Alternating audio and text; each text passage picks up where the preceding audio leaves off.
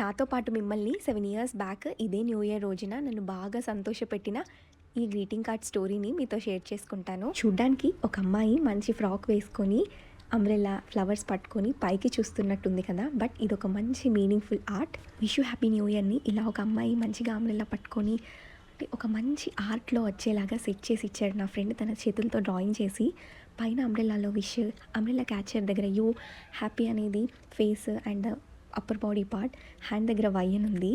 తర్వాత కిందంతా న్యూ ఇయర్లో వై అండ్ ఆర్లో షూస్ వచ్చేలాగా సెట్ చేసి డ్రా చేశాడు. ఈ గ్రీటింగ్ కార్డు నా స్కూల్ ఫ్రెండ్ గిఫ్ట్ చేశాడు.